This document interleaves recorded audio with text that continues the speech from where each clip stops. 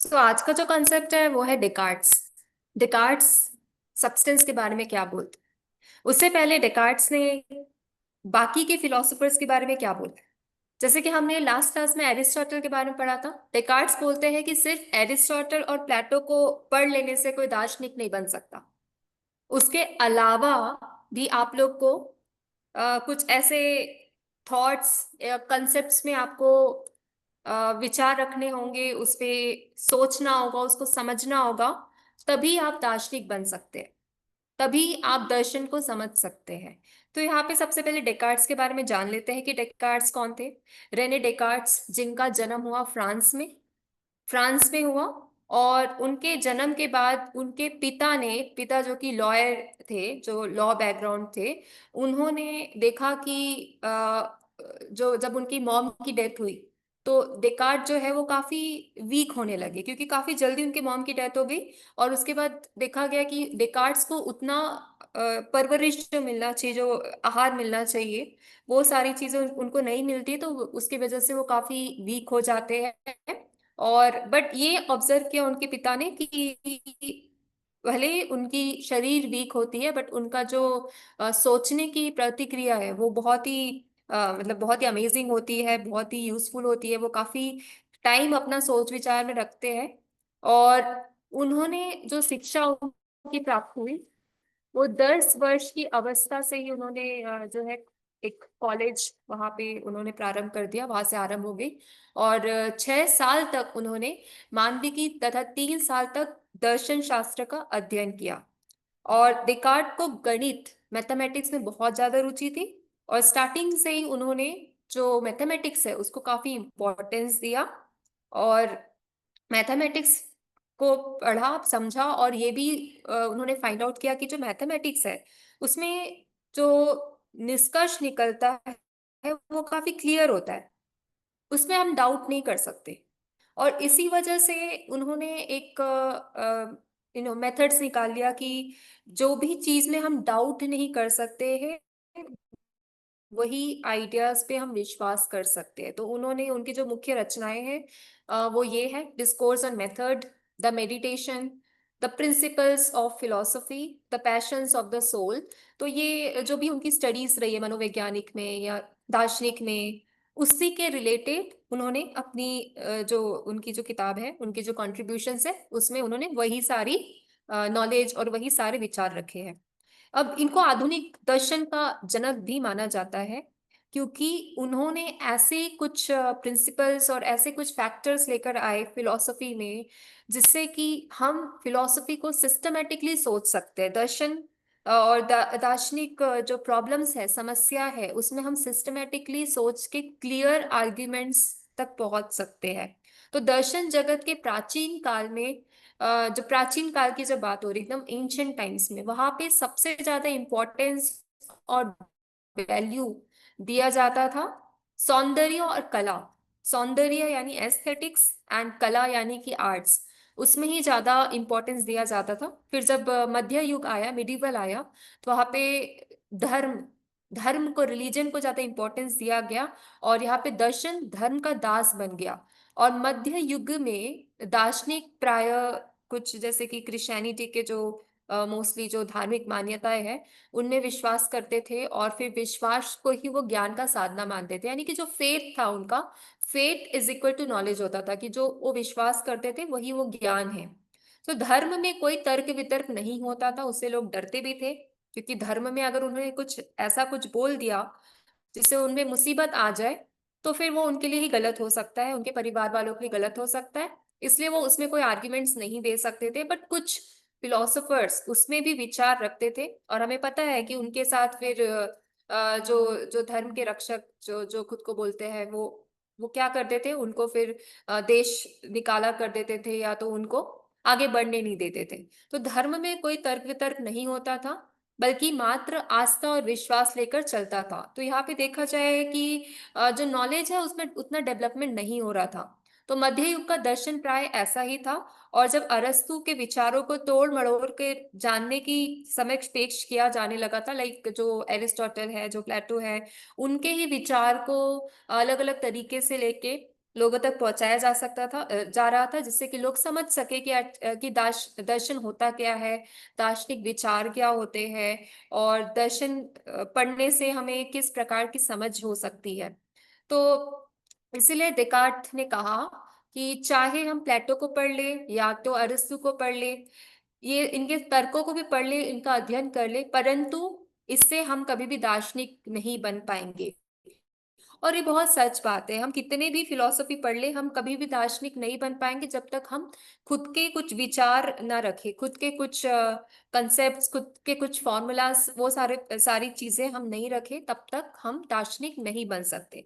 तो डेकार्ट एक उच्च कोटि के गणितज्ञ भी थे, यानी कि उनको मैथमेटिक्स में काफी नॉलेज था, और उन्होंने कहा कि एक ऐसी दार्शनिक विधि होनी चाहिए जो पूर्णतः क्रमबद्ध तथा ठोस, निश्चित एवं सार्वभौम सत्य की उपलब्धि में सहायक हो। यानी कि सिस्टमेटिक होना चाहिए, सर्टेन होना चाहिए, यूनिवर्सल ट्रुथ के बेसिस पे जो हमें उपलब्ध कराया जा सके, ऐसी मेथड्स होनी चाहिए। तो जो हम उनकी यहाँ पे कंट्रीब्यूशन देख रहे थे, उसमें एक था डिस्कोर्स ऑन मेथड। तो डिस्कोर्स ऑन मेथड्स, उसमें उन्होंने यही चर्चा की है कि मेथड्स यानी कि विधि कैसे होनी चाहिए, विधि किस प्रकार की होनी चाहिए, जिससे कि हम दार्शनिक और दार्शनिक विचारों पे अच्छे से उसमें सोच समझ के उसके समस्याओं का हल निकाल सके। तो डेकार्ट को विज्ञान और गणित से विशेष लगाव था, साइंस और मैथमेटिक्स उनमें उनका जो इंटरेस्ट था वो काफी ज्यादा था। इसलिए वे दार्शनिक सिद्धांतों को भी गणित के सिद्धांतों की भांति निश्चित एवं सार्वभौम बनाना चाहते थे। वो चाहते थे कि जो फिलॉसफी है उसको भी हम, उसमें भी हम सर्टेनिटी लेकर आ जाए। बट अभी तक हमने जितने भी विचार देखे, जैसे कर्मा के देखे, देन हमने मेटाफिजिक्स तत्व मीमांसा का देखे, सारे कंसेप्ट्स में कहीं ना कहीं हमें भी लगा कि इसमें सर्टेनिटी क्यों नहीं है। क्यों नहीं सब लोग एक ही विचार पे सहमत दिखा रहे हैं, क्यों नहीं सब लोग बोल रहे हैं कि आत्मा सच है या आत्मा गलत है, सब लोग एक ही कंसेप्ट पे क्यों नहीं बात कर रहे हैं। इस प्रकार के क्वेश्चंस हमारे दिमाग में भी आते हैं, और इसी वजह से डेकार्ट्स बोलते हैं कि फिलॉसफी में सर्टेनिटी का होना बहुत ही ज्यादा जरूरी है। तो डेकार्ट को जिन प्रवृत्तियों के कारण आधुनिक दर्शन का जनक कहा जाता है, उन प्रवृत्तियों का संक्षिप्त विवरण इस प्रकार है। सबसे पहले उन्होंने बोला कि बुद्धि प्रधान है, बुद्धि की प्रधानता पे उन्होंने अपना विचार रखा। और जो डेकार्ट जो है वो कट्टर बुद्धिवादी दार्शनिक है। उन्होंने अपनी दर्शन पद्धति को दो भागों में बांटा, निर्विकल्प अतीन्द्रिय अनुभूति और सविकल्प तर्क।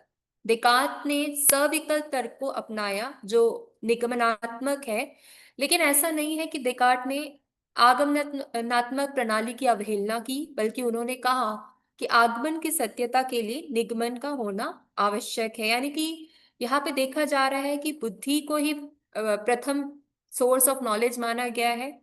उसी के जो विचार, उसी से जो विचार आ रहे हैं, पॉजिटिव जो विचार आ रहे हैं, उसी को उन्होंने प्रधानता दी है। दूसरी जो उन्होंने प्रधानता दी है वो गणितीय पद्धति पद्धति को, यानी कि विज्ञान को और मैथमेटिक्स को। तो डेकार्ट ने दर्शन को विज्ञान की ओर लाने का प्रयास किया। जैसा कि हम सब जानते हैं कि गणित की विधि निगमनात्मक होती है, जिसके अंतर्गत किसी दिए हुए निश्चित एवं स्वयं सिद्ध नियमों से निष्कर्ष निकाले जाते हैं। स्वयं सिद्ध जो अपने में ही सिद्ध है, कोई फॉर्मूला हो गया, कोई प्रिंसिपल्स हो गए, उस पे हमने कुछ अपना न्यूमेरिकल्स डाल दिया और उससे हमें जो आंसर्स मिलता है वो सभी को वही आंसर मिलेगा। अगर मैंने वो प्रॉब्लम सॉल्व किया तो मुझे भी वही आंसर मिलेगा, किसी और ने प्रॉब्लम सॉल्व किया तो उनको भी वही आंसर मिलेगा। और इसलिए डेकार्ट ने निश्चय किया कि दर्शन के क्षेत्र में भी गणितीय विधि का प्रयोग होना चाहिए। सो डेकार्ट ने धर्म की दासता से दर्शन को मुक्त कर विज्ञान की ओर ले जाने का प्रयास किया। तो सिंपल था कि मिडिवल फिलोसफी में जो धर्म और जो दार्शनिक है उनको जोड़ा जाता था और बोला जाता था कि धर्म ही दर्शन है। तो वहां पे जो विचार थे उसका खंडन करके उन्होंने इसको विज्ञान की ओर ले जाने का प्रयास किया। तो डेकार्ट ने जिन दार्शनिक समस्याओं का विवेचन किया, कालांतर में भी अन्य दार्शनिकों ने उसी का अनुकरण किया और देकार्ट ने प्रत्येक बात को बुद्धि एवं तर्क से निश्चित करने का प्रयास किया, इसलिए उनको रैशनलिस्टिक फिलोसफर बोलते हैं, क्योंकि वो चाहते हैं कि जितनी भी हम अपने विचार रखें वो बुद्धि के मध्यम ही आनी चाहिए, क्योंकि बुद्धि के मध्यम अगर कोई बात आती है तो वो हम काफी सोच विचार करके लाते हैं। तो सोच विचार कैसे करते हैं उन्होंने ये भी बताया। सोच विचार काफी सिस्टमेटिक तरीके से होना चाहिए, यानी कि आप किसी भी मुद्दे पर अगर सोच रहे हैं तो उसमें कोई ना कोई सिस्टम आपको फॉलो करना है। दूसरा उन्होंने बताया कि अगर आप किसी भी चीज पे सोच रहे हो तो पहले आप उसमें जो सरल उसमें भाव है, सरल चीजों पे आप निश्चय हो जाइए कि सरल चीज है और उसका सॉल्यूशन आपको मिल गया है। उसके बाद आप जो कठिन विचार है या उसमें जो कठिन कंसेप्ट है उसकी तरफ जाइए। इससे क्या होगा, अपने जो निश्चय है, सर्टेनिटी है, उसकी प्रमाणता बढ़ जाएगी, और सर्टेनिटी आप देख सकते हैं कि काफी हद तक आपको अपने कंसेप्ट्स और थ्योरीज में मिलेंगे। तीसरा वो बोलते हैं कि अगर कोई भी कठिन सब्जेक्ट को समझना है उसको टुकड़ों में डिवाइड करके समझिए। जैसे कि कर्मा का टॉपिक हम ले रहे थे, कर्मा को समझना बहुत ही डिफिकल्ट है, उसमें बहुत सारे कंसेप्ट है। बट यहाँ पे उन्होंने क्या बताया कि कर्मा को अगर समझना है तो पहले कर्मा का डेफिनेशन, कर्मा का टाइप्स, लेकिन कर्मा हमें कैसे इफेक्ट करता है, उसका पास्ट प्रेजेंट फ्यूचर से क्या संबंध है। तो इस प्रकार आप समझोगे तो कोई भी कठिन सब्जेक्ट है उसको आप आसान तरीके से समझ सकते हैं। और चौथा उन्होंने बताया कि कोई भी सब्जेक्ट है उसमें अगर आपको सर्टेनिटी लाना है तो उसमें वैलिडेशन लाना बहुत इंपॉर्टेंट है। और वैलिडेशन कैसे आएगा, जब वही चीज मैं भी सोच रही हूँ, कोई और भी सोच रहा है, सभी लोग एक्सेप्ट कर रहे हैं वो पर्टिकुलर कॉन्सेप्ट को, तभी उसमें वैलिडेशन आएगा। और इसलिए वो बोलते हैं कि जो भी कंसेप्ट है, मेजर कंसेप्ट है, उसमें बार बार सोच विचार करनी चाहिए ताकि हमें सत्यता प्राप्त हो। तो सत्य तक पहुंचना, यही उनके विचार रहे हैं कि सच तक कैसे पहुंच सकते हैं और सर्टेनिटी तक कैसे पहुंच सकते हैं। और इसी वजह से उनकी जो किताब है डिस्कोर्स और मेथड्स, उसमें उन्होंने बताया कि जो मेथड्स हमारी जो विधि है उसमें काफी हमें सिस्टमेटिक अप्रोच रखना पड़ेगा, प्लस हमें कोशिश करनी पड़ेगी कि हम सर्टेनिटी की तरफ पहुंचे। और जो तीसरा इनके यहाँ पे जो विचार है, सबसे पहले बोला बुद्धि की प्रधानता, फिर गणितीय पद्धति, और दूसरा संदेह विधि। तो देकार्ट ने अपनी विधि को अन्वेषण की विधि कहा है। किसी भी ठोस तथ्यों की स्थापना के लिए यह आवश्यक है कि हम लोग विश्व की सारी वस्तुओं, घटनाओं एवं तथ्यों पर क्रमबद्ध रूप से संशय करें। तो जो कि मैंने आपको अभी बताया, क्रमबद्ध यानी सिस्टमेटिक रूप से हमें संशय करना है। और यदि विश्व की समस्त वस्तुओं पर संशय करते जाए तो निश्चय ही हम ऐसे तथ्य पर पहुंचकर रुक जाएंगे जिसके आगे संशय नहीं किया जा सकता। तो ये बोलते हैं कि सिस्टमेटिक तरीके से सारी जो भी विश्व की वस्तुएं हैं उसमें आप डाउट करते जाइए, संशय करते जाइए। और ये संशय डाउट तब तक आपका चलना चाहिए जब तक आप एक ऐसी चीज पे आके ना रुक जाए जहां पे आप डाउट कर ही नहीं सकते हैं। तो जैसे कि अगर आप अपने शरीर पे डाउट करना शुरू कर दिया कि शरीर तो नश्वर है, शरीर तो खत्म हो जाएगा, तो शरीर तो असली हो ही नहीं सकता, शरीर सत्य हो ही नहीं सकता। उसके बाद शरीर के अंदर क्या है, शरीर के अंदर आत्मा है, आत्मा नश्वर नहीं होती, यानी कि आत्मा की सत्यता है। तो इस प्रकार दार्शनिकों ने क्या किया, डाउट करके, संशय करके सच की गहराई तक पहुंचने का प्रयास किया। तो इसी प्रकार से विश्व की सभी वस्तुएं संदेह लायक है कि उस पर आप डाउट कर सकते हैं। और डेकार्ट का मानना है कि कोई भी ज्ञान असंदिग्ध नहीं हो सकता, यानी कोई भी ज्ञान, किताब में भी कुछ लिखा है आपको लग रहा है कि ये सही नहीं है, तो हो सकता है कि वो सही नहीं होगा। बस आपको उसमें वैलिडेशन करना है, उसमें और एनालाइज करना है, जिस प्रकार से आप उसकी सच्चाई तक पहुंच सकते हो, उसकी प्रमाणता तक पहुंच सकते हो। तो यही वो बताते हैं। अब यहाँ पे उन्होंने बताया है कि कौन कौन सी चीजें संदेह के योग्य है, किस किस चीजों पे आप डाउट कर सकते हैं। सबसे पहले वो बताते हैं कि जो इंद्रिय ज्ञान है, इंद्रिय ज्ञान यानी जो सेंसेस से आप नॉलेज ले रहे हो वो संशयात्मक है। क्यों? क्योंकि जब सेंसेस से हम कोई विचार ले रहे हैं तो सेंसेस डिफेक्टिव भी हो सकते हैं। अगर कोई अंधा इंसान है, उसको बोला गया कि आप बताइए सामने कौन है, तो शायद उसको समझ नहीं आएगा कि सामने कौन खड़ा है, क्योंकि वो तो देख नहीं सकता। तो इंद्रिय ज्ञान जो है संशयात्मक है। और इंद्रिय ज्ञान मात्र वस्तु विशेष का ज्ञान देती है जिनमें निश्चितता और सार्वभौमिकता का अभाव रहता है, जिसे विश्वसनीय नहीं कहा जा सकता। जैसे कि जब हम सुनसान और अंधेरी रात में कहीं जा रहे होते हैं, तो कभी कभी ऐसा आभास होता है कि पीछे से कोई आवाज दे रहा हो या फिर कोई पीछा कर रहा हो, जबकि वो वास्तविकता नहीं होती। तब हम कहते हैं कि प्रत्यक्ष ज्ञान असंदिग्ध होता है, उसके लिए किसी प्रमाण की आवश्यकता नहीं होती। यानी कि जब हम कहते हैं कि जो ज्ञान है वो डाउटफुल नहीं होता, तो वहां पे आपको कोई प्रमाण की आवश्यकता नहीं होती, किंतु हमें बालू देखकर जल का बोध होता है। यानी कि कहने का मतलब यही है कि जो भी इंद्रियों से जो ज्ञान हम लेते हैं, उसमें कितनी प्रमाणता है सच की वो हम नहीं बता सकते, कितनी पॉसिबिलिटी है वो नहीं बता सकते हैं। बट अगर किसी वस्तु के माध्यम से हम उसको समझ रहे हैं, जैसे कि अगर किसी ने बोला, किसी ने विचार रखा कि क्लासेस अच्छी होती है, और वो कोई पुराना स्टूडेंट है, उसका एक्सपीरियंस सच है, बट एक्सपीरियंशियल नॉलेज ही सच है ये आप नहीं मान सकते हो, उसमें आपको बुद्धि का भी प्रयोग करना पड़ेगा। तो इसी वजह से इंद्रिय ज्ञान जो है संशयात्मक होते हैं, और यहाँ पे बुद्धि का कितना उपयोग है वो यहाँ पे डेकार्ड्स बताते हैं। दूसरा जो है शारीरिक क्रिया, हम ऐसा कह सकते हैं कि हमारे शरीर की सभी क्रियाएं विश्वसनीय होती है और इन पर किसी प्रकार की आशंका नहीं हो सकती, क्योंकि अपने शरीर की क्रियाओं को हमें बोध होता रहता है। शारीरिक क्रिया पे आप संदेह, ये बोल रहे हैं कि संदेह नहीं कर सकते हो। क्यों नहीं कर सकते हो? क्योंकि आपकी जो शारीरिक क्रिया है उसका आपको आभास होता रहता है। आप क्या एक्सपीरियंस कर रहे हो आपको इसके बारे में पता है। आपको कैसे पता है वो हम बाद में देखेंगे। बट फिलहाल इतना समझ लेते हैं कि जो भी चीजें आपके साथ हो रही है, अगर आप फुल्ली अवेयर है, यानी कि आप सो नहीं रहे हैं, स्वप्न अवस्था में नहीं है, तो आपको पता होता है कि आपके साथ कौन सी क्रियाएं हो रही है, कौन सी शारीरिक अवस्थाएं हो रही है, उसका आपको बोध होता है। तो उसमें संदेह करना थोड़ा मुश्किल होता है। और इसीलिए मैंने बोला कि जो एक्सपेरियंशियल है, जो एक्सपीरियंस आप कर पा रहे हो, उसमें कहीं ना कहीं सच है, बट एक्सपीरियंस भी हम सेंसेस के थ्रू करते हैं, और सेंसेस डिफेक्टिव हो सकता है, जो इंद्रिया है वो डिफेक्टिव हो सकता है।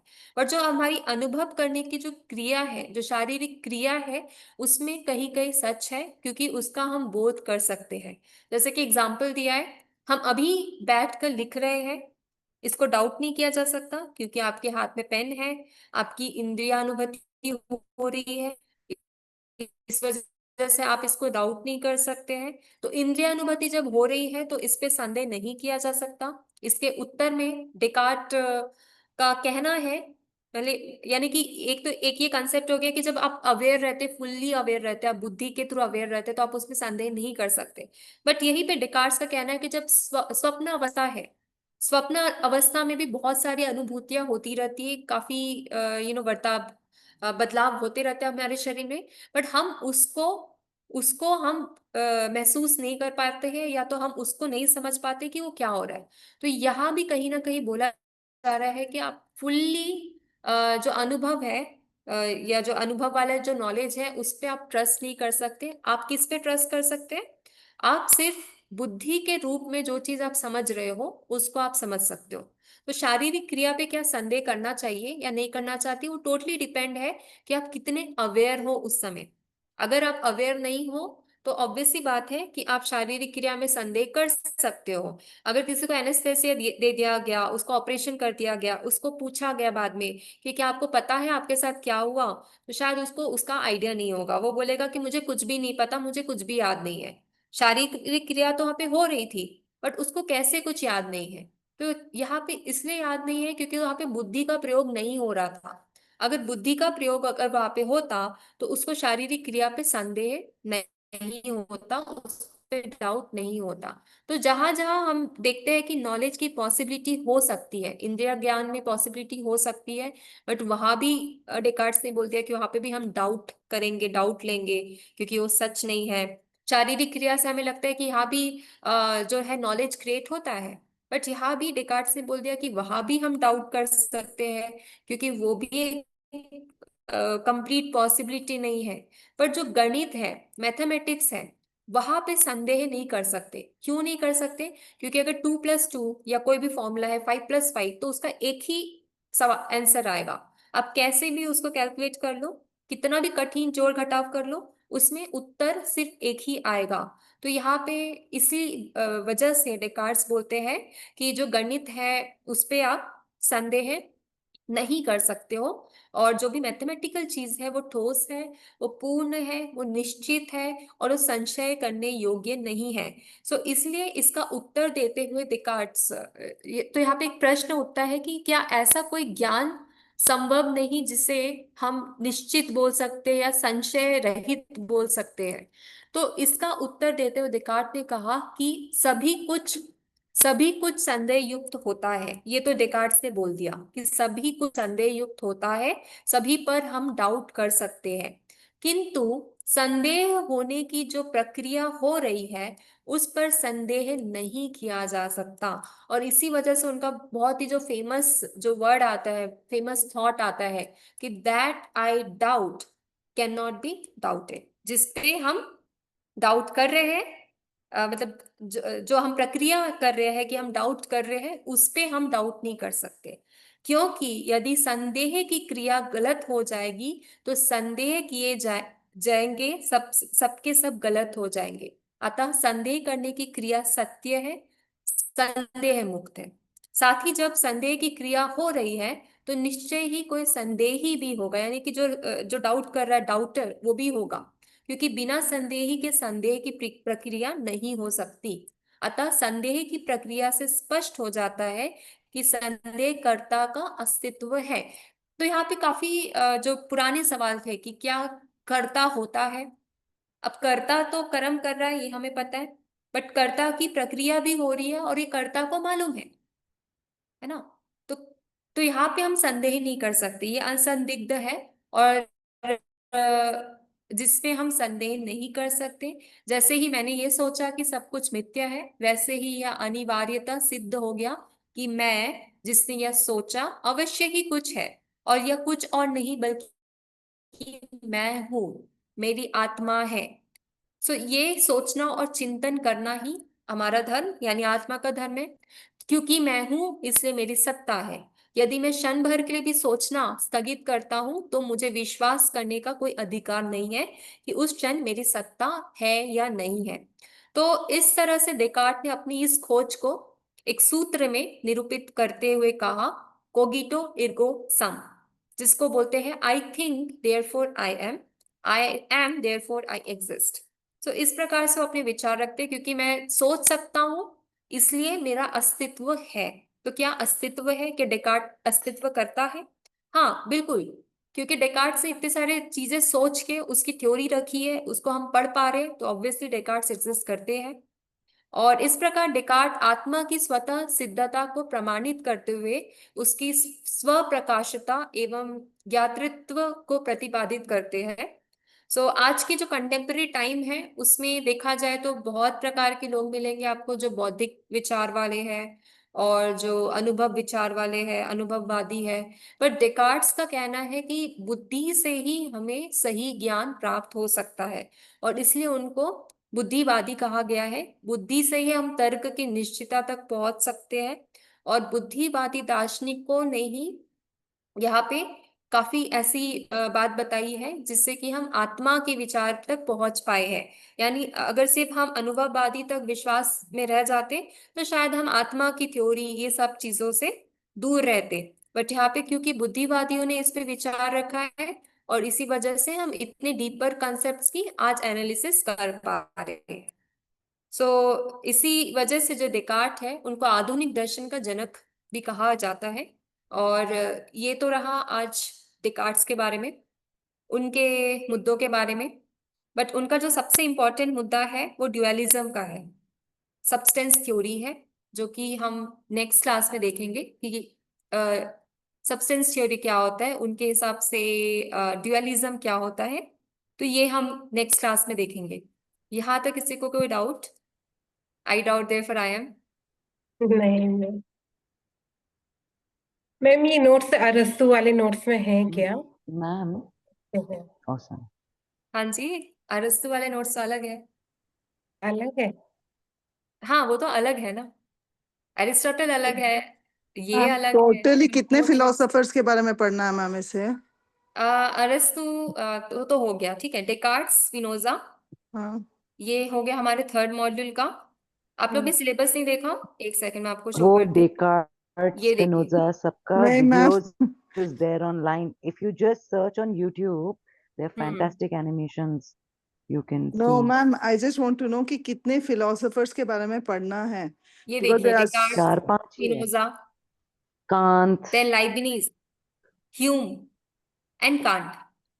Hume ma'am and these Leibniz. Philosophers hmm, it will be only 5 mark questions, right ma'am? Not more ना? अब मॉड्यूल 3 में आता है तो सिर्फ 5 मार्क्स का तो नहीं आएगा, ज्यादा मार्क्स का भी आएगा, क्योंकि अलग मॉड्यूल है। ओके। आपको डर लग रहा है क्या? नहीं मैम, क्या होगा पता है, last minute ma'am canonical literature था फर्स्ट सेमेस्टर में, आचार्यों के बारे में पढ़ के गई, इतने सारे आचार्य थे, क्वेश्चन हाँ, किसी और आचार्य का था, आंसर दो आचार्य का मिक्स करके एक आचार्य का बना के लिख के आ गई थी मैम। अच्छा। कहीं अभी इन फिलोसोफर्स का सेम ना हो जाए मैम, इतने फिलोसोफर्स नहीं, रहेंगे, याद कैसे रखे इतने फिलोसोफर्स? अभी याद आपको क्या रखना है, इसके इनके बस कंसेप्ट को समझना है कि इन्होंने किस बारे में बताया है। तो इनके पेरेंट्स का, इनकी नहीं नहीं बर्थ नहीं, हिस्ट्री। उसकी जरूरत ही नहीं है, उसको क्यों याद Actually, करना है। Geeta ji, we have a lot of material online. Hmm, The Jain scholars we don't know anything about. We don't even have a face to put it, you know. But या all these people, there are faces, and it's very easy to grasp actually the main concept it of is what they. easy to grasp that the problem is like I was worried कि अब मैं सबके parents और जन्म history कैसे याद रखूं, जैसे मैम ने नहीं अभी तो नहीं बताया याद ही कि नहीं रखना, इनकी, आपको हिस्ट्री का पेपर नहीं लिखना है, आपको फिलोसफी का पेपर लिखना है। तो तो मैं इनके अभी ऐसे जैसे आपने आज बोला कि हाँ इनकी माँ की डेथ एंगेज में हो गई, तो मैं हाँ, ये सब मेंशन ना करूँ तो चलेगा? आपको याद है तो आप कर सकते हैं मेंशन, अगर अभी तो आपको याद याद है है तो, क्योंकि बट आपने इसको अभी याद बोला। करना है ऐसा कुछ कंपलसरी नहीं है। अच्छा ओके। मैम, अभी in the class 3 points you had made regarding doubt, वो मुझे इंग्लिश में समझना था, some senses. And hmm, was the second point the mind? I was actually not getting it fully. The 3 things आपने बोला हम किन चीजों को डाउट हम्म, करते हैं, एक बार हाँ वो बता देंगे. हाँ, उन्होंने 3 चीजों को डाउट किया। एक तो हमारी इंद्रिया यानी कि सेंसेस, सेंस हाँ. ऑर्गन से जो भी नॉलेज हम ग्रास्प कर सकते हैं उसको उन्होंने डाउट हाँ. किया, कि हम्म. सेंसेस से हम कोई नॉलेज नहीं ले सकते हैं। सेकंड, हम्म. उन्होंने बोला कि जो भी हम अनुभव कर रहे हैं, यानी हमारी जो बॉडी Experience. में जो भी प्रतिक्रिया हो रही है, जो भी एक्टिविटीज हो रही है, हमें Body लगता है कि experience. हमें उसके बारे में पता है, राइट। हमें How लगता है how do you कि write हम that in जिंदा English, है। ma'am? हाँ, Body experience, bodily experience, body physical क्या? एक्सपीरियंस, जो भी हमारे अनुभव Okay. है, हमें लगता है कि Okay. हमें पता है, बट क्या आपको सोते समय आपके अनुभव के बारे में पता है? आपको नहीं पता। तो उसमें आप डाउट रख सकते हो, उसको आप डाउट कर सकते हो, उसको आप पूरी तरीके से नहीं समझ सकते हो। तो Mm-hmm. इस प्रकार के नॉलेज को डेकार्ट्स ने उसके विरोध बताया है कि ये जो सोर्सेस ऑफ, इसको सोर्सेस ऑफ नॉलेज बोल ही नहीं सकते, क्योंकि ऐसे नॉलेज तो डाउटफुल हो गए, इसको कहीं ना कहीं से हम डाउट कर सकते हैं, उसमें संदेह कर सकते हैं। हमें ऐसा नॉलेज चाहिए, हमें ऐसा ज्ञान चाहिए जिसमें कहीं भी कैसे भी तरीके से हम डाउट नहीं कर सकते। तो Right. इसीलिए उन्होंने अपनी थ्योरी And, बताई, जिससे and कि what was the third one, ma'am? We doubt the senses, body experiences, and third one? यही था सेंसेस। तीसरा कि किसको आप डाउट नहीं कर सकते हो, वो है कि मैथमेटिकल नॉलेज। Oh. हाँ. मैथमेटिकल नॉलेज इसलिए डाउट नहीं कर सकते हो क्योंकि वो सर्टेन होता है। 2+2 करेंगे 4 ही आएगा, 4+2 करेंगे Got 6 it. ही आएगा। हाँ. हाँ. तो हाँ. इतना हाँ. आपको पता है, और इसमें आप किसी भी प्रकार का डाउट नहीं कर सकते। ठीक. ठीक है, तो ये Yes, ma'am. कुछ उन्होंने बात बताई है। अभी नेक्स्ट क्लास में उनकी ड्युअलिज्म है। अब ड्युअलिज्म जो है वो जैन ड्युअलिज्म से कंपेयर करना है। ठीक है, तो वो आप जैन ड्युअलिज्म को पढ़ के आइए, ताकि हम डेकार्ट्स के ड्युअलिज्म से कंपेयर कर सकते हैं, तो आपके लिए भी इजी हो जाएगा उसको समझना। मैम ये नोट्स भेज दिए क्या आपने? हाँ, मैं अभी भेज देती हूँ आपको। ठीक है, ओके, सो Thank you, चलिए ma'am. खत्म करें। Yes. जी. Okay, Thank you, ma'am. जय जिन्हें मैं जिनेंद्र। मैंने आज लेट जय ज्वाइन जिनेंद्र. किया, मुझे अब जय ध्यान ही नहीं जिनेंद्र मैम, था थैंक यू क्लास मैम। शुरू हो रही है, तो सब कुछ मिस हो गया मेरा तो। ओके ओके, कोई बात नहीं, आप रिकॉर्डिंग देख लीजिएगा। मैम तो जी जी मैम जी। ना मैम तो रोज ही अपडेट कर रहे हैं आपका। हाँ जी, मैंने अपडेट करा है। मुझे अच्छा लगता है वर्किंग के टाइम एक बार और सुनने का मौका मिल जाता है, हाँ, बिल्कुल बिल्कुल। ये अच्छा हो गया मेरे लिए तो।